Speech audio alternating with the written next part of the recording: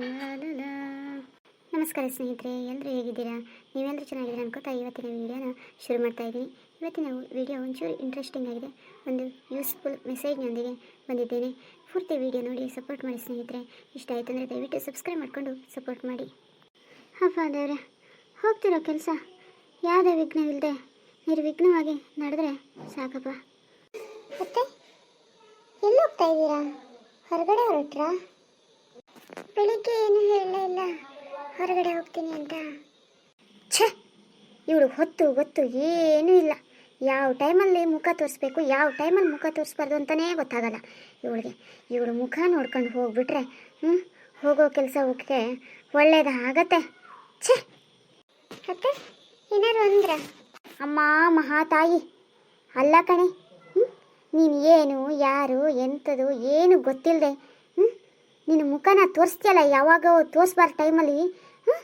ಏನು ಬುದ್ಧಿ ಗಿದ್ದಿ ಏನು ಇಲ್ವೇ ನಿಂಗೆ? ಯಾಕತ್ತೆ, ಏನಾಯಿತು? ನಾನು ಏನೋ ಒಳ್ಳೆ ಕೆಲಸದ ಮೇಲೆ ಹೊರಗಡೆ ಹೊರಟಿದ್ದೆ. ಹೊರಗಡೆ ಹೋಗಬೇಕಿದ್ರೆ ನಿನ್ನ ಮುಖನ ತೋರಿಸ್ಬೇಡ ಅಂತ ಎಷ್ಟು ಸಾರಿ ಹೇಳ್ತೀನಿ. ನಿನ್ನಂಥ ಬಂಜೆ ಮುಖ ನೋಡ್ಕೊಂಡು ಹೋಗ್ಬಿಟ್ರೆ ಹೋಗೋ ಕೆಲಸನ ಒಳ್ಳೇದಾಗ್ತದೆ. ಅಯ್ಯೋ, ಏನು ಹೇಳ್ಬೇಕು ನಿನಗೆ? ಕ್ಷಮಿಸಿ ಅತ್ತೆ, ತಪ್ಪಾಯಿತು.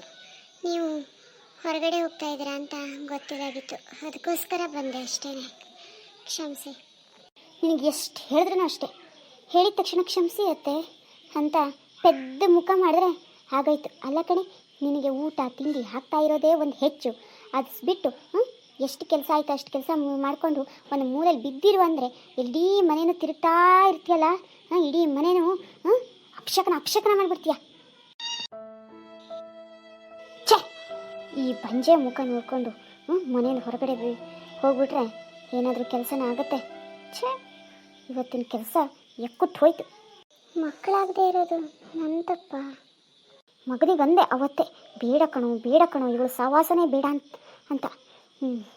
ಬೇಡ ಅಂದ್ರೂ ಇವನು ತಗೊಬಂದು ಈ ಮನೇನ ಗುಡಿಸಿ ಗುಂಡಾಂತರ ಮಾಡ್ತಾ ಇದ್ದಾನೆ. ಮನೇಲಿ ಎಷ್ಟು ಸಿರಿ ಇದ್ರೇನು, ಸಂಪತ್ತಿದ್ರೇನು, ಆಸ್ತಿ ಇದ್ರೇನು, ಅಂತಸ್ತಿದ್ರೇನು, ಹೆಸರಿದ್ರೇನು, ಮನೆಗೆ ಬಂದಿರೋ ಸೊಸೆ ಒಂದು ಕೂಸು ಅಂತ ಎತ್ತು ಕೊಡದೆ ಬಂಜೆ ಥರ ಬದುಕಿದ್ರೆ ಏನು ಸಿರಿ ಸಂಪತ್ತಿದ್ರೇನು ಪ್ರಯೋಜನ? ಮನೆಗೆ ಸೊಸೆ ಅಂತ ಬರೋಳು ಅಷ್ಟು ಐಶ್ವರ್ಯನೂ ತರ್ತಾಳೆ ಅಂತ ನನ್ನಂಥ ಮುದಿ ಜೀವ ಕಾಯ್ತಾ ಇರ್ತದೆ. ಆದರೆ ನನ್ನ ಮನೆಗೆ ಬಂದಿರೋದೇ ಅಯ್ಯೋ ಒಂದು ಪಿಳ್ಳೆ ನೆವನು ಹೊಟ್ಟೆಯಾಗ ಹೊರಕ್ಕಾಗದೇ ಇರೋ ಒಂದು ಬಂಜೆ ಬಂದುಬಿಟ್ಟಿದೆಯಲ್ಲಪ್ಪ. ಇನ್ನು ಹೆಂಗೆ ಬೆಳಿಬೇಕು ಈ ಸಿರಿ ಸಂಪತ್ತು? ಏನು ಹೇಳಿದ್ರೆ ಏನು ಪ್ರಯೋಜನ? ಮಹಾರಾಜ್ಞಂತ ಮಗನಿಗೆ ಮನೆ ಕೆಲಸದವಳಂತ ಹೆಂಡತಿ.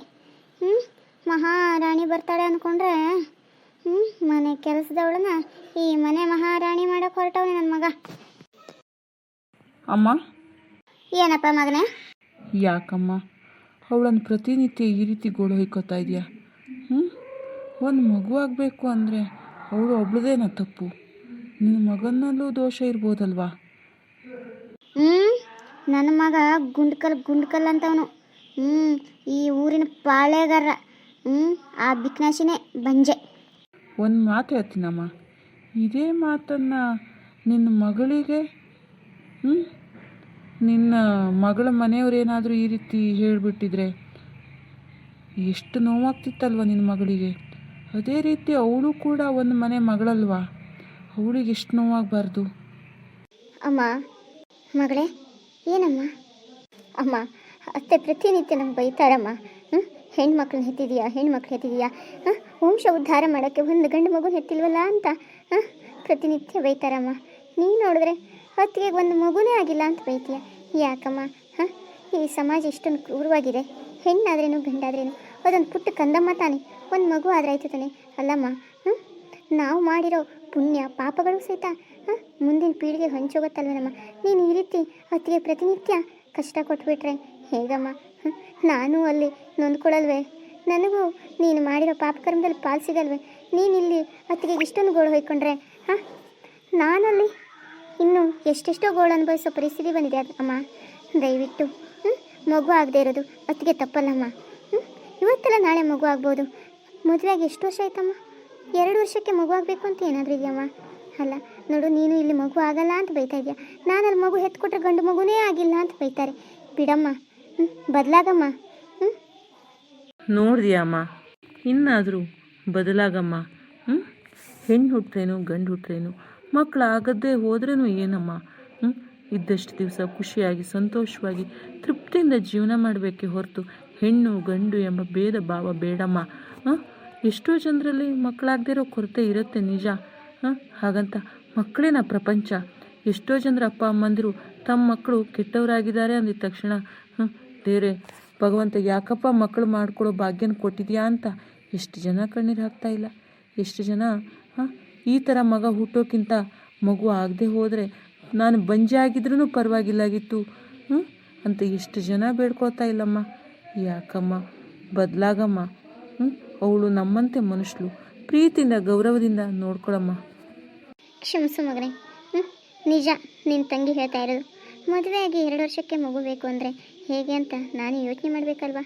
ತಪ್ಪಾಯಿತು. ಕೂತಲ್ಲೂ ನಿಂತಲ್ಲೂ ಅವಳಿಗೆ ಬಂಜೆ ಬಂಜೆ ಅಂತ ಅವಳ ಮನಸ್ಸು ನೋಯಿಸಿದ ನಂದೇ ತಪ್ಪು.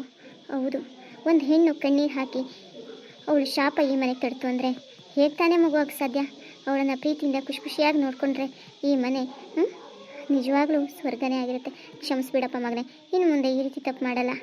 ಹೆಣ್ಣು ನಾನು ಒಂದು ಕೂಡ ಹೆಣ್ಣಾಗಿ ಈ ಮನೆಗೆ ಸೊಸೆಯಾಗಿ ಬಂದವಳೆ, ಅದನ್ನು ಮರೆತು ನಿನ್ನ ಹೆಂಡ್ತಿನ ಗೋಳು ಹೊಯ್ಕೊತಾ ಇದ್ದೀನಿ. ಕ್ಷಮಿಸ್ಬಿಡಪ್ಪ ಮಗನೇ, ಇನ್ನು ಮುಂದೆ ಈ ರೀತಿಯಾಗಿ ನೋಡ್ಕೊಳ್ಳಲ್ಲ. ನನ್ನ ಮಗಳಿಗಿಂತ ಹೆಚ್ಚಾಗಿ ನೋಡ್ಕೋತೀನಪ್ಪ. ಹಾಗೆ ಮಾಡಮ್ಮ. ಕೇವಲ ಮಕ್ಕಳು ಮಾತ್ರ ಪ್ರಪಂಚ ಅಲ್ಲ, ಈ ಸಂಬಂಧಗಳು ಪ್ರಪಂಚವೇ. ಈ ಜೀವನನೂ ಒಂದು ಸಂತೋಷವಾಗಿ ಕಳೆದ್ರೆ ಮಾತ್ರ ಒಳ್ಳೇದಮ್ಮ. ಮಗುವಾಗಿಲ್ಲ ಅಂದರೆ ಏನು, ಎಲ್ಲೋ ಅನಾಥಾಶ್ರಮದಲ್ಲಿ ಯಾವುದೋ ತಾಯಿ ಹೆತ್ತು ಬಿಟ್ಟು ಹೋಗಿರೋ ಮಗುನ ತಗೊಬಂದು ಸಾಕಿದ್ರು ಮಗುನೇ ಅಲ್ವಮ್ಮ. ಕೇವಲ ಅವಳು ಹೊಟ್ಟೆಲಿ ಹುಟ್ಟಿದ್ರೆ ಮಾತ್ರ ಮಗುನ, ಈ ವಂಶದ ಉದ್ಧಾರಕನ. ಖಂಡಿತ ಆ ರೀತಿ ಯೋಚನೆ ಮಾಡಬೇಡಿ ಅಮ್ಮ. ಒಂದು ವೇಳೆ ಮಗು ಆಗದೆ ಹೋದರೆ ಅನಾಥಾಶ್ರಮದಿಂದ ತಂದಾದ್ರೂ ಸಾಕೋಣ, ಆದರೆ ಮಹಾರಾಣಿ ಥರ ಸಂತೋಷವಾಗಿ ನಮ್ಮ ಮತ್ತಿಗೆ ನೋಡ್ಕೊಳ್ಳಿ ಅಮ್ಮ. ಎಷ್ಟು ಒಳ್ಳೆಯವರು. ಒಂದು ದಿವಸನೂ ನಿಮಗೆ ಎದುರಾಡಿ ಮಾತಾಡಿಲ್ಲ. ನೀವು ಎಷ್ಟು ಹೇಳಿದ್ರೂ, ಎಷ್ಟು ನೋವಾದ್ರೂ ಅವರಿಗೆ ಅವ್ರು ಒಂದು ದಿವಸನೂ ನಿಮಗೆ ಎದುರಾಡ್ಬೋದಿತ್ತು, ಆದರೆ ಎದುರಾಡಿಲ್ಲ. ನಿಮ್ಮನ್ನು ತಾಯಿ ಥರ ಗೌರವಿಸಿ ಪ್ರೀತಿಯಿಂದ ನೋಡ್ಕೊಂಡಿದ್ದಾರೆ. ಅವರನ್ನು ಅದೇ ರೀತಿ ನೋಡ್ಕೊಳ್ಳಿ ಅಮ್ಮ. ಸರಿ ಆಯಿತು, ನಾನು ಮಾಡಿರೋ ತಪ್ಪನ್ನು ತಿದ್ಕೋತೀನಿ. ಪ್ರತಿ ಮನೆಯ ಹೆಣ್ಣು ಮಕ್ಕಳು ಸೊಸೆಯಾಗಿ ಬರಬೇಕಿದ್ರೆ ತನ್ನ ತಂದೆ ತಾಯಿ ಬಂಧು ಬಳಗ ಇಡೀ ಕುಟುಂಬವನ್ನು ಬಿಟ್ಟು ಬರ್ತಾರೆ. ಈ ಮನೆಯಲ್ಲಿ ಸುಖ ಇದೆಯೋ ಸಂತೋಷ ಇದೆಯೋ ಅವರಿಗಂತೂ ಗೊತ್ತಿಲ್ಲ. ಆದರೂ ನನ್ನ ಮನೆ, ನನ್ನ ಗಂಡ, ನನ್ನ ಸಂಸಾರ, ನನ್ನ ಅತ್ತೆ ಮಾವ ಎಂದು ಬಾಳುವ ಪ್ರತಿ ಹೆಣ್ಮಕ್ಳನ್ನು ಪ್ರೀತಿಯಿಂದ ಗೌರವದಿಂದ ನೋಡಿ. ಹೆಣ್ಣು ಒಂದು ಮನೆಗೆ ಸೊಸೆಯಾಗಿ ಬಂದ್ಲು ಅಂದ ಮಾತ್ರಕ್ಕೆ ಅವಳಿಗೆ ಸ್ವಾಭಿಮಾನ ಇಲ್ಲ ಅಂತಲ್ಲ, ಸ್ವಾಭಿಮಾನ ಇದೆ. ತನ್ನ ತಂದೆ ತಾಯಿಯ ಗೌರವವನ್ನು ಕಾಪಾಡೋಕ್ಕೋಸ್ಕರ ಅತ್ತೆ ಮನೆಯಲ್ಲಿ ಎಷ್ಟೇ ಕಷ್ಟ ಆದ್ರೂ ಸಹಿಸ್ಕೊಂಡು ಹೋಗುತ್ತೆ ಆ ಹೆಣ್ಣು ಜೀವ.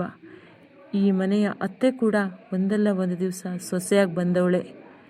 ಈ ಮನೆಯಿಂದ ಹೋಗುವಂಥ ಹೆಣ್ಣುಮಗಳು ಆ ಮನೆಯಲ್ಲಿ ಸೊಸೆಯಾಗವಳೆ. ಇಲ್ಲಿ ಮಗಳು, ಅಲ್ಲಿ ಸೊಸೆ. ತಾಯಾದವಳು ಅತ್ತೆ ಕೂಡ ಆಗ್ತಾಳೆ. ಪ್ರೀತಿಯಿಂದ ಹೆಣ್ಣಿಗೆ ಶತ್ರು ಆಗಬಾರ್ದು.